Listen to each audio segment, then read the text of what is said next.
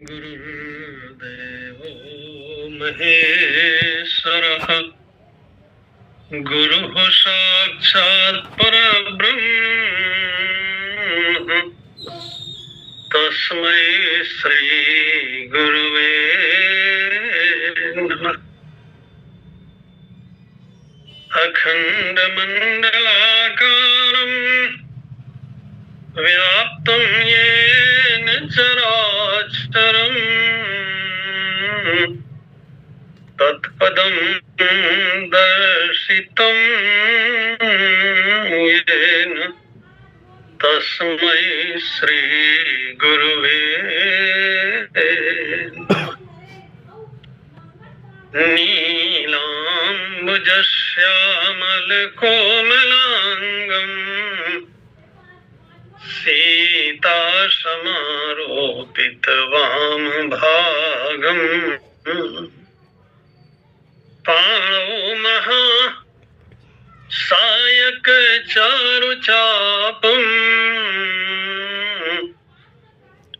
नमामि रामं रघुवंशनाथम् अतुलितबलधामं हेमशैलाहदेहम् धनुजवनकृशानं ज्ञानिनामग्रगण्यम् सकलगुणनिधानं वानराणामधीशम्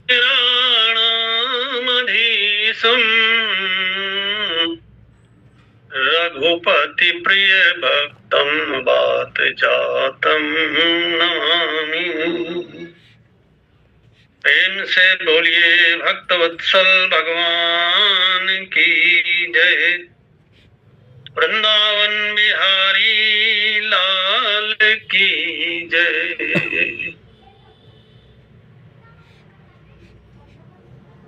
श्री कागभूषण जी महाराज गरुड़ जी से कहते हैं कि मोहनंद कीन के ही अको जग काम न चाव न जेही। कल तक की कथा थोड़ी दार्शनिक थी, सो कठिन थी। अब बहुत सरल बात होगी, खूब समझ में आने वाली बात होगी, क्योंकि इसका संबंध हम सब से है और हमारे सुख और दुख से है।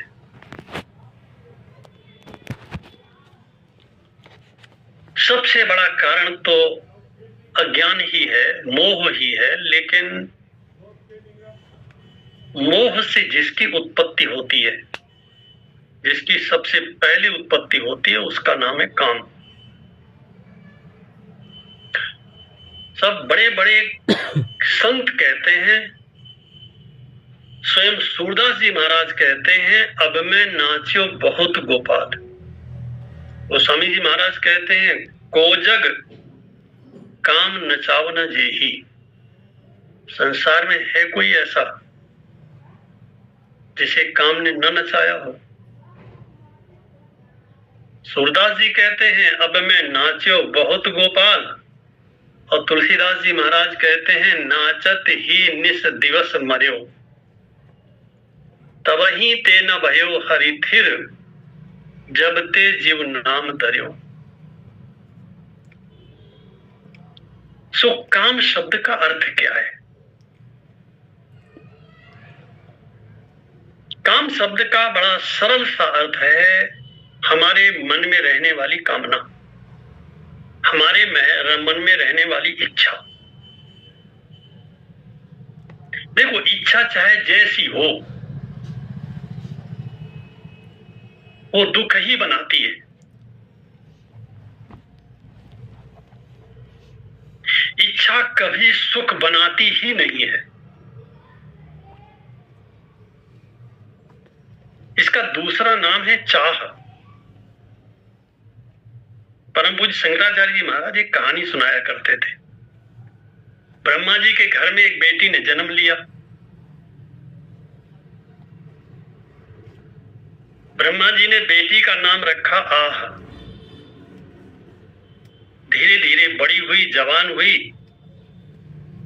तो उसने कहा पिताजी मेरी शादी, ब्रह्मा जी ने कहा चाहे जिससे कर ले। अब वो संसार में शादी करने के लिए निकली। ब्रह्मा जी ने उसका नाम रखा आह।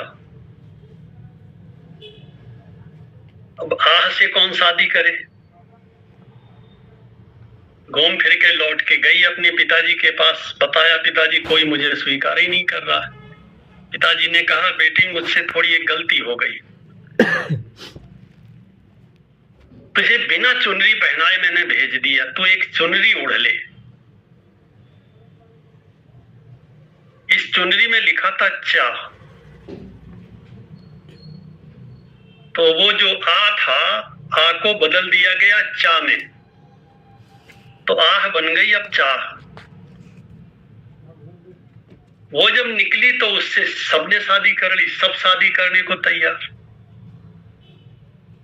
महाराज जी कहा करते थे कि है तो वो मूल रूप में आह, लेकिन ये चुनरी इतनी बढ़िया ओढ़े हुए है कि पहचान में नहीं आती। इसलिए करो चाह और भरो आह। साहब संसार की बात क्या करें, शास्त्रों में तो यहां तक कहा गया है कि भोग की इच्छा हो चाहे मोक्ष की इच्छा हो, इच्छा तो इच्छा है, वो दुख ही देवेगी। इच्छा होगी तो दुख मिलेगा। जहां इच्छा रहती है वहीं सुख और दुख रहते हैं। इच्छा कहां रहती है?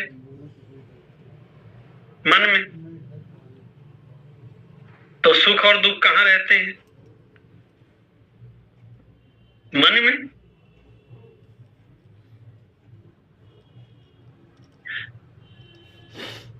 दुख सदैव जब रहेगा तब इच्छा के साथ रहेगा।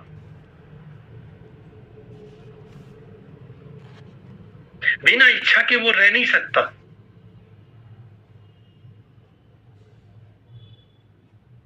मोक्ष का क्या अर्थ है?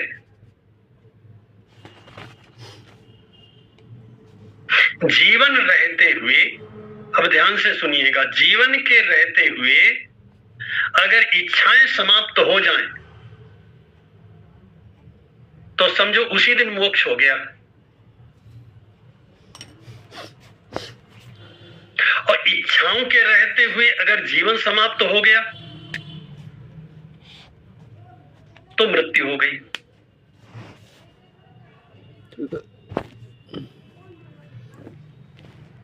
मोक्ष में और मृत्यु में बहुत थोड़ा सा अंतर है। इच्छाओं के रहते हुए अगर जीवन समाप्त हो जाए तो समझो मनुष्य की मृत्यु हो गई, उसे फिर जन्म लेना पड़ेगा। और अगर जीवन के रहते हुए इच्छाएं समाप्त हो जाएं तो इसी संसार में, इसी जन्म में और इसी शरीर में उसका मोक्ष हो गया। किससे? बोले दुखों से।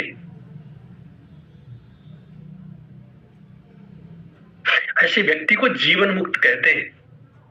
जीवन्यो मुक्ता, जो इसी शरीर में, इसी जीवन में मुक्त हो गया है समस्त दुखों से।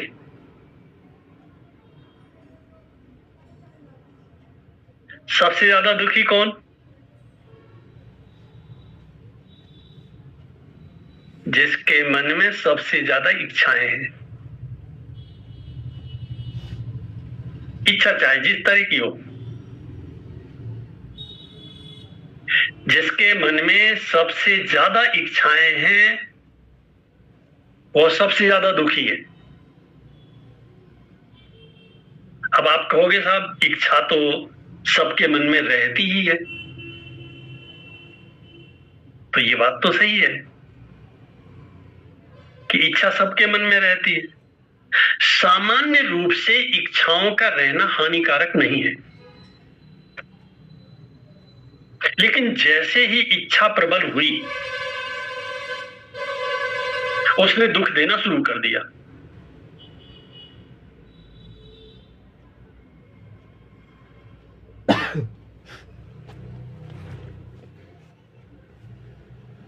कोई दुख नहीं देता और कोई सुख नहीं देता, ये दुख और सुख हम बनाते हैं।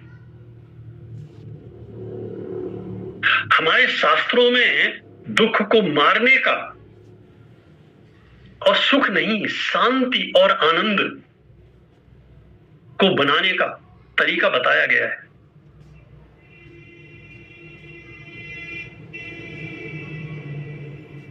भगवद गीता कहता है, यदा सर्वे प्रमुच्यन्ते कामाः येष हृदय स्थिताः। जब सारी कामनाएं जो हमारे हृदय में स्थित हैं वही नष्ट हो जाती हैं, अथ मर्त्या मृत्यु भवति, तो ये मरण धर्मा मनुष्य इसी संसार में अमर हो जाता है। और इसके आगे बहुत बड़ी बात कही, अत्र ब्रह्म समश्नुते, इसी शरीर में वो ब्रह्मानंद का आनंद प्राप्त करता है। किसी का नाम ब्रह्मानंद हो तो उसके जीवन में आनंद हो कोई जरूरी नहीं है।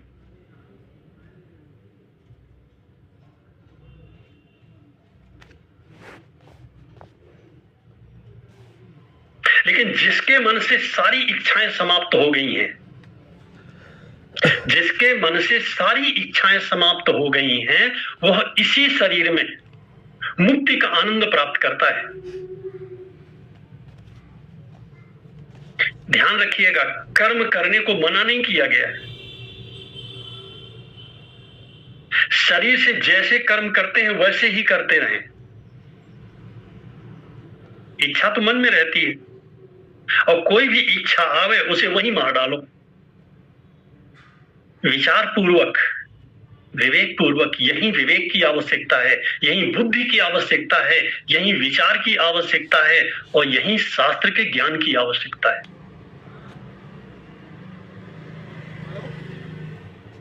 अज्ञानी वह है जो अपनी इच्छाओं को बढ़ाता है, और ज्ञानी वह है जो इच्छाओं को समाप्त करता है।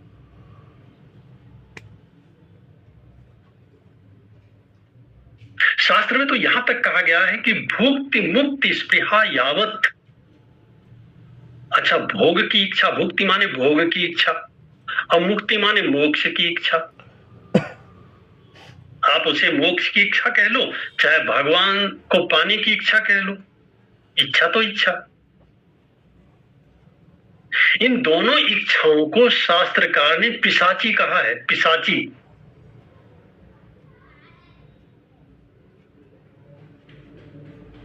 भुक्ति मुक्ति स्पृहा यावत पिशाची हृदय वर्तते, तावद भक्ति सुखस्यात्र कथमभ्युदयो भवेत्। इन दो में से कोई भी इच्छा हो, जब तक हमारे हृदय में रहेगी, हमारे मन में रहेगी, तब तक वो जो भक्ति का आनंद है कैसे मिलेगा? जो हमारे हृदय का आनंद है वो कैसे मिलेगा? आनंद कहीं बाहर लेने थोड़ी जाना है। उस क्षण जीव के हृदय में स्वतः प्रकट हो जाता है। आप अनुभव करके देख रहे हैं, जब मन में कोई इच्छा नहीं होती है, मन शांत होता है, मन में शांति होती है। इच्छा आई, मन शांत हुआ, और वही इच्छा प्रबल हो गई तो मन और अशांत हुआ। जैसे जैसे इच्छा प्रबल होती जाती है, वह इच्छा हमारी बुद्धि का हनन करती है, बुद्धि को समाप्त कर देती है, क्योंकि वो जानती है यही मेरी शत्रु है। विवेक को समाप्त कर देती है, क्योंकि ये जो काम का वेग है, क्रोध का वेग है, कामात क्रोधो भी जायते।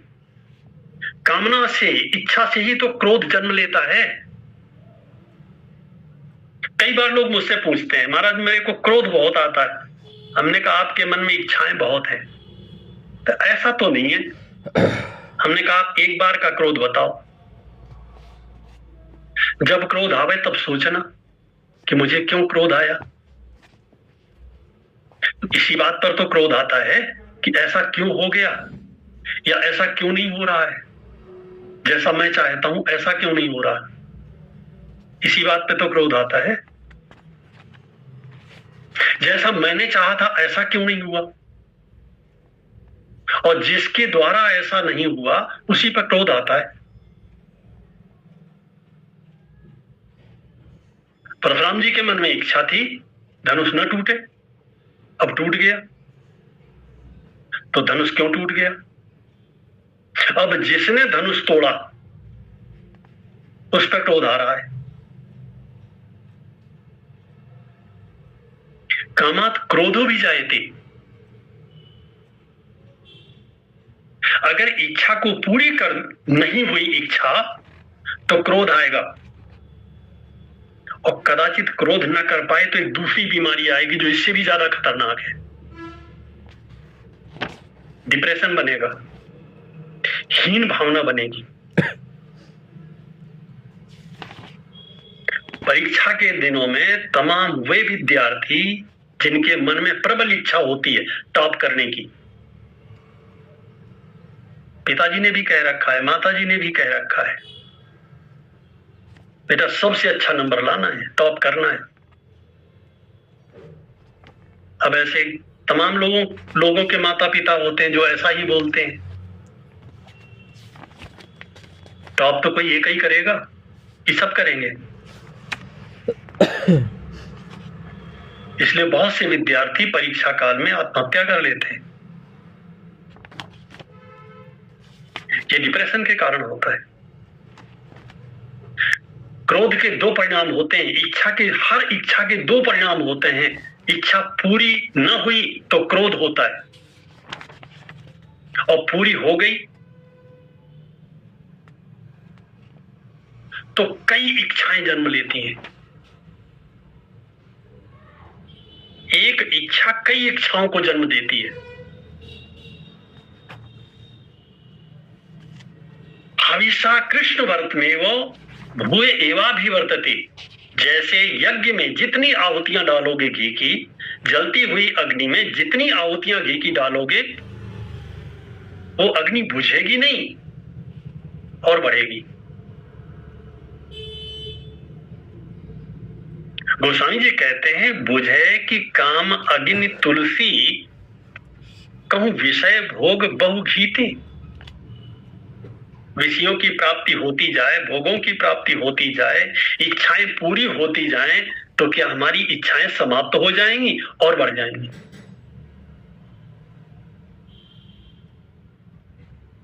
तो उपाय क्या है?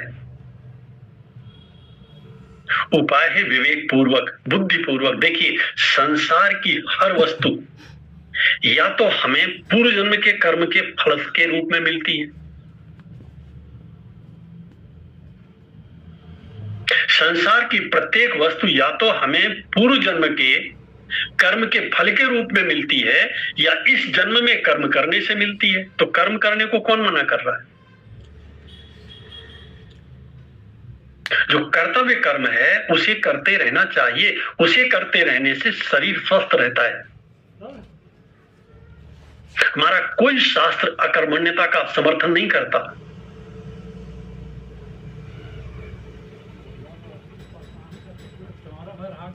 कर्मण्येवाधिकारस्ते, गीता का मुख्य वाक्य है कर्मण्येवाधिकारस्ते ते कर्मणि एव अधिकारः अस्ति।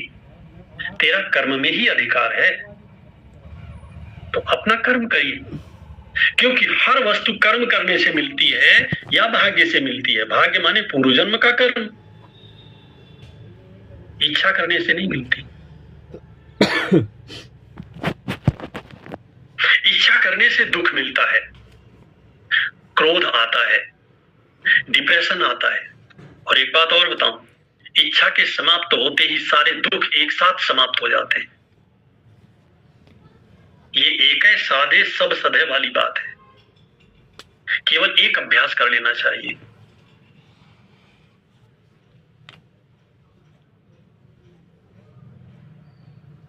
अरे देवर्षि इच्छा के मन में आते ही और इच्छा के प्रबल होते ही क्योंकि बुद्धि समाप्त हो जाती है, और बुद्धि समाप्त हो जाती है तो मनुष्य कभी अच्छा काम नहीं करता।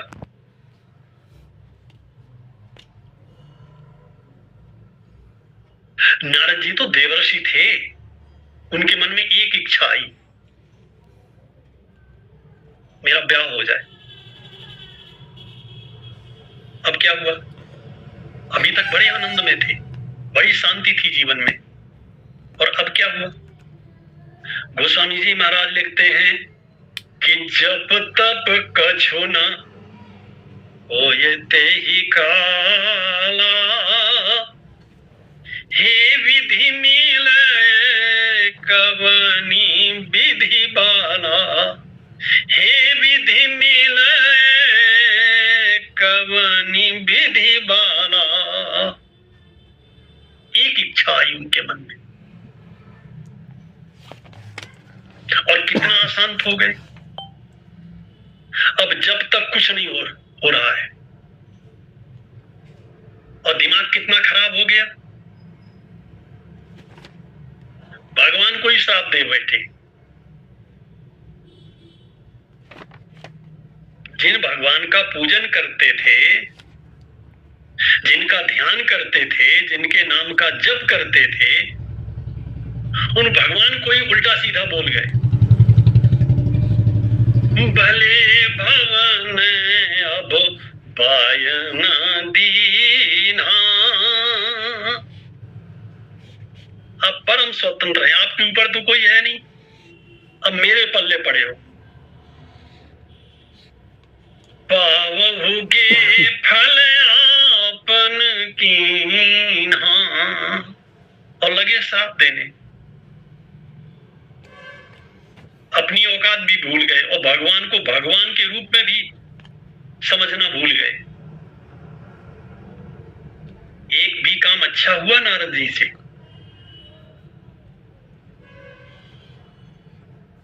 छोटी सी इच्छा थी महाराज परशुराम जी के मन में, एक ही इच्छा थी,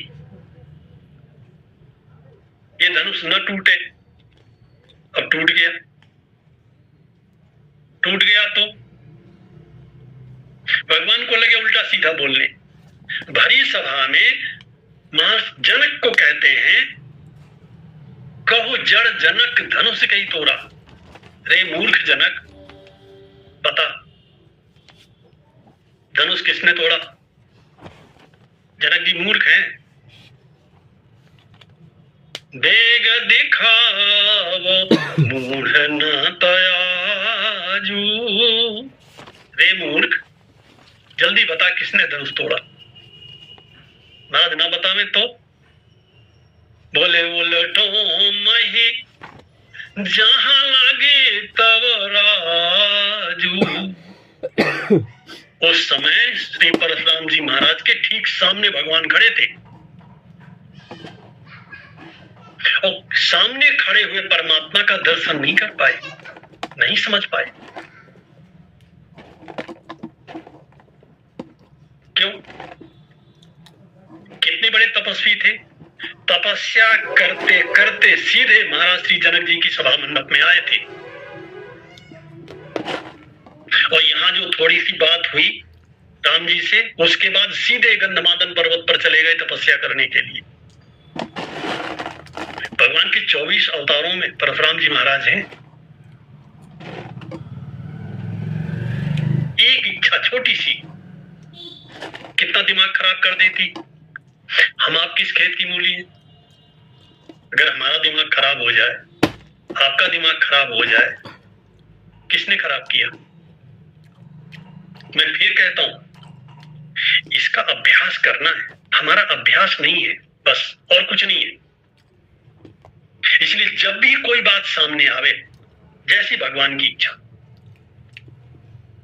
जैसी प्रभु की इच्छा, चलो परिश्रम करते हैं, काम करते हैं। हो गया तो ठीक, ना हुआ तो भी ठीक, तो भी उतना ही ठीक, उसमें कोई गड़बड़ नहीं।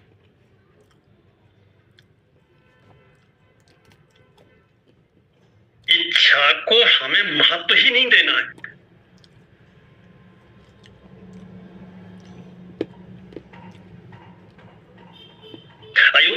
इतना अनर्थ हुआ, जिस समय मंथरा ने महारानी कैकेयी को समझाया आपको ऐसा ऐसा ऐसा ऐसा करना है, कैकेयी ने कहा ठीक। मंथरा ने कहा ठीक क्या है? अगर आज की रात बीत गई तो होए अकाज आज निश बीते।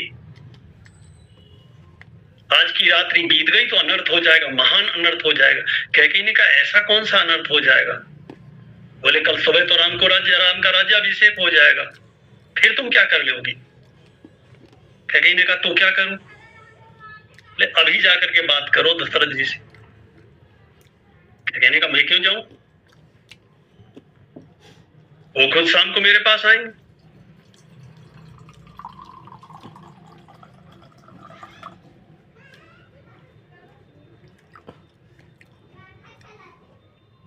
जो महाराज श्री दशरथ गुरुदेव वशिष्ठ के द्वारा श्री राम को संदेश भेजते हैं और वशिष्ठ जी कहते हैं राम करऊ सब संयम आजू। श्री राम आज संयम पूर्वक रहना, कुछ नियमों का पालन करना। दशरथ जी स्वयं नियम का पालन नहीं करना चाहिए था उन्हें।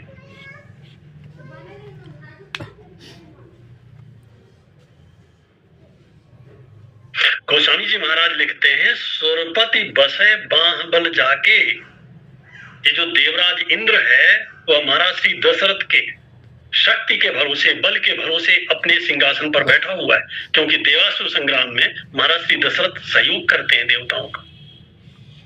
सुरपति बसे बाह बल जाके और नरपति सकल रहाही रुखता के। बड़े बड़े राजा जिन महाराज श्री दशरथ की भ्रकुटी की ओर देखते रहते हैं, महाराज नाराज ना हो जाए। सो सुनितिय गयो सुखाई। और महाराज श्री दशरथ को जब पता चला कैकेयी क्रोध में है, महाराज खड़े खड़े सूख गए। देखो काम प्रताप बढ़ाई। यह है काम का प्रताप।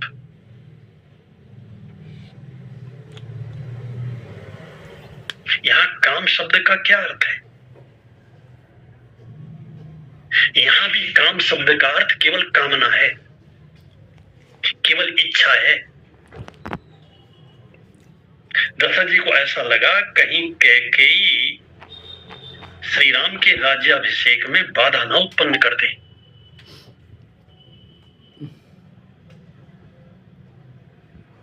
केवल कल्पना में दुखी हो गए। हम आप भी तो कल्पना में दुखी होते रहते हैं, नहीं होते रहते? हमारे यह जो प्रिय व्यक्ति है ये जैसा है वैसा ही बना रहे, ये कभी बीमार ना हो और कभी मरे नहीं। आप बताओ, दोनों बातें असंभव है ना?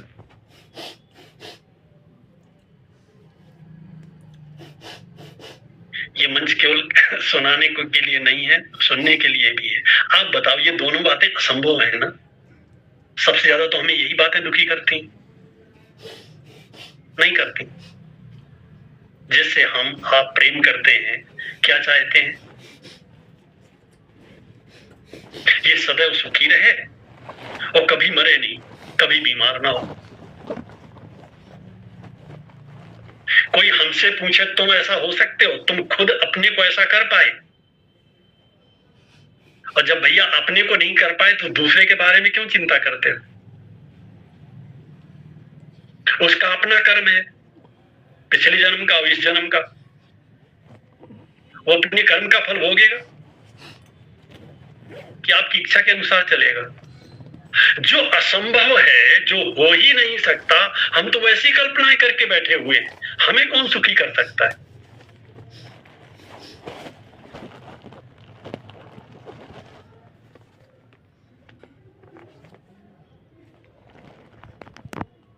सत्य को न जानने के कारण और जानने के बाद भी सत्य को न मानने के कारण ऐसी समस्याएं उत्पन्न होती हैं और हम दुखी होते हैं।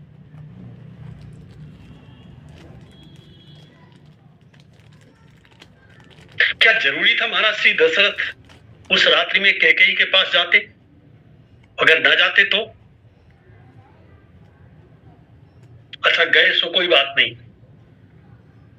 जाने के बाद भी उनकी बुद्धि काम के कारण इतनी खराब हो गई कि साधारण सी बात भी उनके दिमाग में नहीं आई। सीधी सी बात थी, वो कह सकते थे देवी ये वचन तो मैं दे चुका, कुछ और मांग लो। ये वचन तो मैं भरी सभा में राम को दे चुका, गुरुदेव वशिष्ठ से मैं कह चुका, मंत्रियों से कह चुका, अयोध्या वासियों से कह चुका, मैं उन्हें कौन सा मुंह दिखाऊंगा? अब जो मेरे पास बचा है वो मुझसे मांग लो। नहीं कहा। क्यों नहीं कहा? जैसे जैसे इच्छा हमारे मन में प्रबल होती है, हमारी बुद्धि खराब हो जाती। अब बुद्धि ने काम करना बंद कर दिया तो सारे निर्णय कामात क्रोध भी जाए थे, कामना से क्रोध उत्पन्न होता है। क्रोध ने बुद्धि को समाप्त कर दिया, क्योंकि क्रोधाद भवति सम्मोहा। क्रोध से क्या होता है? मनुष्य की बुद्धि में क्रोध बढ़ गया तो एक झंझावात आता है, एक आंधी की जैसी आती है। जब आंधी आती है तो क्या होता है? आदमी आंखें बंद कर लेता है, और कहीं खुला रखा तो क्यों बंद कर लेता है? क्योंकि अगर खुला रखा तो बहुत सारे धूल के कण आंख में भर जाएंगे, फिर जो देख रहा है वो भी नहीं देख पाएगा। अब जब आंख बंद कर दिया तो क्या दिखाई पड़ेगा? क्रोधाद भवति सम्मोहा। क्रोध एक आंधी की तरह है, जैसे ही आया बुद्धि के कपाट बंद हो गए। बुद्धि का काम है विवेक। क्या करना चाहिए? विवेक माने क्या करना चाहिए, क्या नहीं करना चाहिए, क्या बोलना चाहिए और क्या नहीं बोलना चाहिए, क्या सुनना चाहिए, क्या नहीं सुनना चाहिए, कितनी देर यहां रहना चाहिए और कितनी देर यहां नहीं रहना चाहिए। सब समाप्त। क्रोधाद भवति सम्मोहा, सम्मोहात स्मृति विभ्रमा। अब तो स्मरण शक्ति ही गड़बड़ हो गई। जिस स्मरण शक्ति के बल पर हम व्यवहार करते हैं वही डिस्टर्ब हो गई। स्मृति भ्रंशात बुद्धि नाशः। इसके बाद बुद्धि का नाश होता है। अबुद्धि नाशात प्रणश्यति। फिर मनुष्य का सर्वनाश हो जाता है, क्योंकि शरीर रूपी रथ में अगर इसका कोई सारथी है तो बुद्धि है। गाड़ी चलाते चलाते अगर ड्राइवर ने बहुत ज्यादा पी लिया हो, शराब बहुत ज्यादा पी लिया हो, उसे खुद नहीं दिखाई दे रहा हो रास्ता, तो गाड़ी कहां ले जाएगा?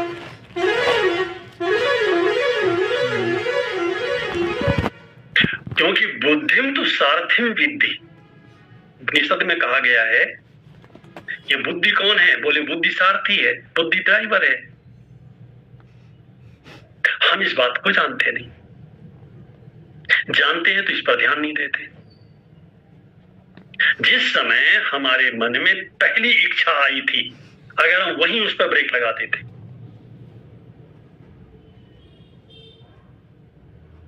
इनका पूरा का पूरा एक परिवार होता है।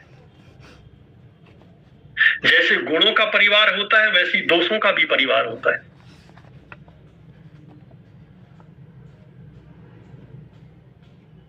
इच्छा कभी अकेले नहीं आती, इच्छा आई अपने साथ बहुत सारे लोगों को लेकर के आती। जिस समय पहली बार हमारे मन में इच्छा आई थी, अगर हमने वहीं इसका इलाज कर दिया होता, वहीं इसका हिसाब किताब कर दिया होता, हमें दुखी करने वाला व्यक्ति इस संसार में पैदा नहीं हुआ।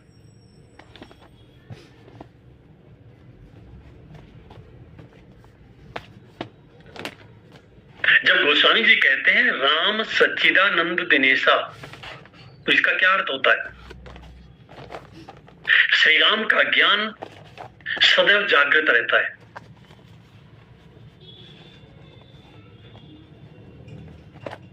हमारा ज्ञान अज्ञान से आवृत रहता है, जागृत नहीं रहता, अज्ञान से आवृत रहता है। अज्ञान माने अंधकार। सारी वस्तु साफ साफ कब दिखाई देती है? जब प्रकाश होता है, और अगर अंधकार होता है तो अब कुछ नहीं दिखाई देती।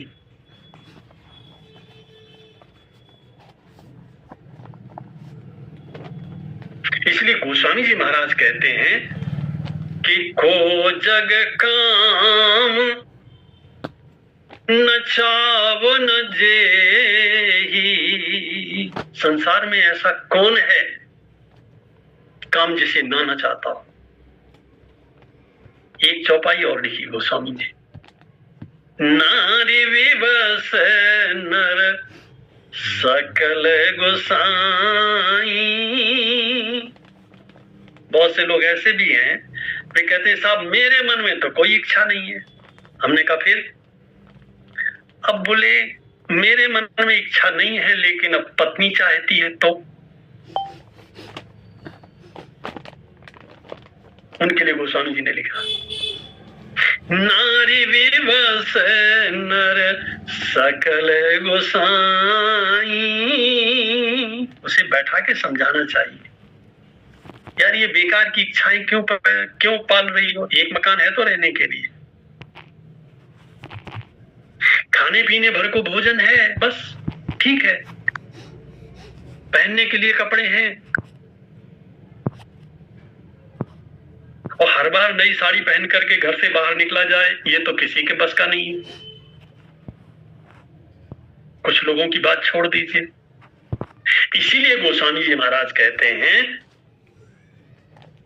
इच्छा व्यक्ति को नचाती है। इच्छा ना हो, चाह गई चिंता मिटी,